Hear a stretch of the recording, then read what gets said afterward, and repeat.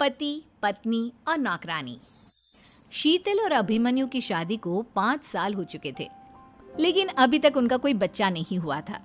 इसकी वजह से शीतल और अभिमन्यु परेशान रहते थे, लेकिन उन दोनों से ज्यादा परेशान थी शीतल की सास, यानी अभिमन्यु की माँ जानकी देवी। जानकी देवी चाहती थी कि जल्दी से जल्दी उनकी गोद में पोता या पोती आ जाए, और इसीलिए वो अपनी बहू शीतल को लेकर एक दिन हॉस्पिटल पहुंची। डॉक्टर मैडम, जरा ठीक से चेक करके बताइए ना। कई बड़े बड़े डॉक्टर को दिखाया है, लेकिन मेरी बहू माँ ही नहीं बन पाती। मैंने शीतल को बहुत अच्छे से चेकअप किया है।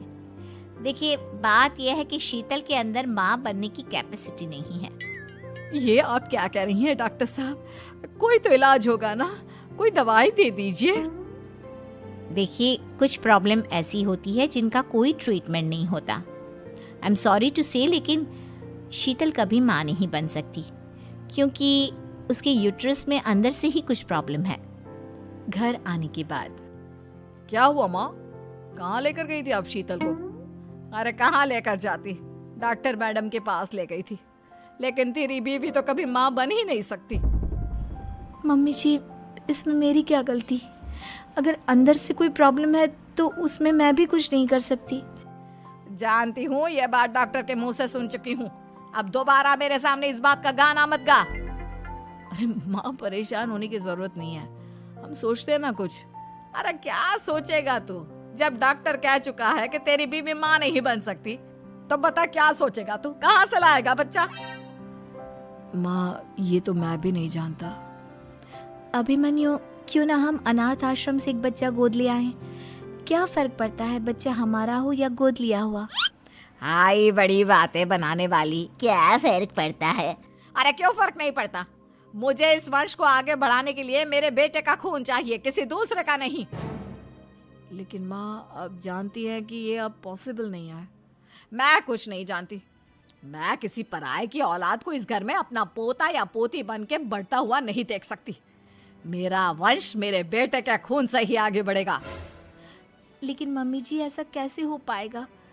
आप अच्छी तरह जानती है ना, मेरा और अभिमन्यु का बच्चा नहीं हो सकता। तो मैं अपने बेटे की दूसरी शादी करवाऊंगी, और अपनी दूसरी बीवी से ये मुझे बच्चा पैदा करके देगा।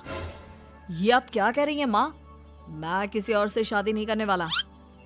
मेरे रहते हुए आप अभिमन्यु की शादी किसी और से करवाएंगी? मम्मी जी, आप ऐसा कैसे कर सकती हैं? तू बस देखती जा बहू, मैं ऐसा कैसे कर सकती हूँ। कुछ दिनों के बाद, अभिमन्यु, मैंने तेरे लिए लड़की ढूंढ ली है।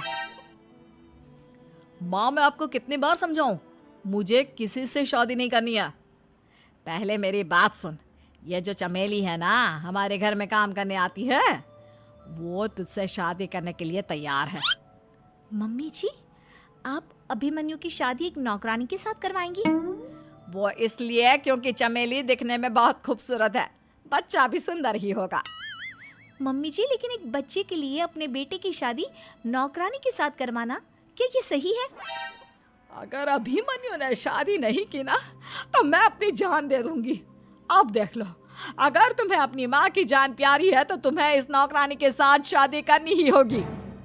इस तरह जानकी देवी अपने बेटे अभिमन्यु की शादी नौकरानी चमेली के साथ करवा देती है। कुछ दिनों के बाद, नौकरानी से मालकिन बन के तो मजा आ गया। अब तो मैं इस घर की मालकिन हूँ। देखो, अपने आप को ज्यादा मालकिन समझने की कोशिश मत करो। एक बार तुम्हारा और अभिमन्यु का बच्चा इस दुनिया में आ जाए, उसके बाद तुम इस घर से हमेशा के लिए चली जाना। अरे जाओ जाओ, किसी और के आगे बातें बनाना। एक बच्चा तो पैदा नहीं कर सकी, बढ़िया आई। जाओ, जाकर मेरे लिए कॉफी बना कर लाओ। नौकरानी मैं हूँ या तुम? मम्मी जी, देखिए ना शीतल मुझसे किस तरह से बात कर रही है। शीतल, तुम्हें पता है ना चमेली प्रेग्नेंट है, मेरे बेटे के बच्चे की माँ बनने वाली है। वो जैसा कहती है वैसा करो। लेकिन मम्मी जी, वो मुझे नौकरों की तरह ट्रीट कर रही है। अरे तो करेगी ना, वैसे भी बहू तुम हो किस काम की? एक बच्चा तो पैदा नहीं कर सकती। जाओ, अब घर के सारे काम करो और चमेली को आराम करने दो। थैंक यू मम्मी जी, भगवान आपका भला करे।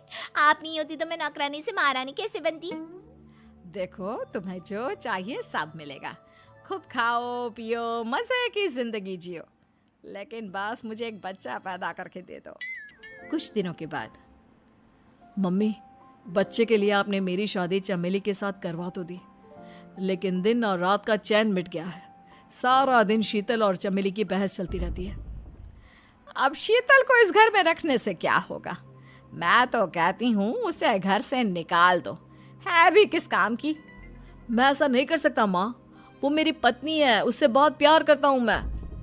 तुम्हारी पत्नी चमेली है, चमेली, उससे प्यार करो।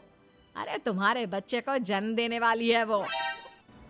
अभिमन्यु, मैं खुद ही इस घर से चली जाती हूँ। वैसे भी अपने ही घर में नौकरों की तरह रहकर परेशान हो चुकी हूँ।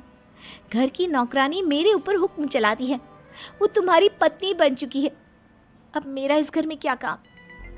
अभिमन्यु के बार बार रोकने पर भी शीतल उस घर से चली जाती है। कुछ दिनों के बाद चमेली एक बच्चे को जन्म देती है। भगवान ने मेरी सुन ली, मेरे बेटे का घर भर गया, उसका अपना बच्चा इस दुनिया में आ गया। मम्मी जी, बच्चे को हाथ लगाने से पहले मेरी एक शर्त तो सुन लो। तुम कहना क्या चाहती हो चमेली? आपकी मम्मी को बहुत शौक था ना अपने पोते को खिलाने का। अब देखो, इस दुनिया में हर चीज की कोई ना कोई कीमत तो होती है। तुम अपनी आधी प्रॉपर्टी मेरे नाम कर दो, बच्चा तुम्हारे नाम। अरे लेकिन मैंने अपने बेटे से तुम्हारी शादी करवाई है, अब ये सौदेबाजी कहाँ से आ गई? जो औरत अपनी बहू को घर से निकाल कर एक नौकरानी के साथ अपने बेटे की शादी करवा दे, वो तो सौदेबाजी कर ही सकती है ना। उसका कैसे भरोसा कर सकते हैं? मुझे बस आप लोगों की प्रॉपर्टी चाहिए, उसके बाद ही बच्चे को आप हाथ लगा सकते हैं। मैंने कहा था ना मम्मी, आप गलत कर रही हैं। देखिए, उसका नतीजा आपके सामने है। जब शीतल को पता चलता है कि अभिमन्यु और चमेली का बच्चा दुनिया में आ गया है, तो वो अपने घर पहुंचती है। अभिमन्यु, कहाँ है आपका बच्चा? क्या मैं उसे देख सकती हूँ? कुछ भी मत पूछो शीतल, माँ की हुई एक गलती हम लोगों पर भारी पड़ रही है। वो नौकरानी अपनी औकात पर आ गई है और अब हमसे अपनी आधी प्रॉपर्टी मांग रही है, वो भी बच्चे के बदले में। एक बात कहूँ अभिमन्यु, आप उसे कुछ भी देने से मना कर दो। अरे कैसी बात कर रही हो? मेरे बेटे की औलाद है उसके पास, ऐसे कैसे मना कर दे? मम्मी जी, वो अभिमन्यु का बच्चा नहीं है, वो चमेली और उसके बॉयफ्रेंड का बच्चा है। ये तुम क्या कह रही हो शीतल?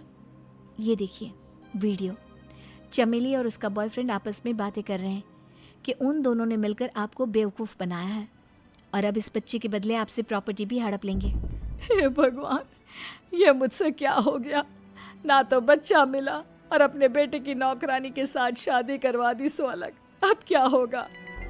मुझे माफ़ कर दो शीतल, मेरी वजह से तुम्हें बहुत तकलीफ हुई है। अभिमन्यु, मैंने कहा ना, उस नौकरानी को उसके बच्चे सहित इस घर से बाहर निकाल दो। लगता है मेरे अभिमन्यु का बाप बनने का सपना अधूरा ही रह जाएगा। अभिमन्यु, अपनी मम्मी से कहो कि परेशान ना हो। आपको याद है एक बार हम एक IVF सेंटर गए थे, मैंने फिर से वहाँ जाकर बात की थी और आपको पता है इस बार मैं प्रेग्नेंट हूँ, क्योंकि हमने वहाँ पर प्रोसीजर करवाया था जिसकी वजह से मैं प्रेग्नेंट हो गई थी और इस बात का पता मुझे बस कुछ महीने पहले ही लगा है। हमारा बच्चा इस दुनिया में आने वाला है अभिमन्यु।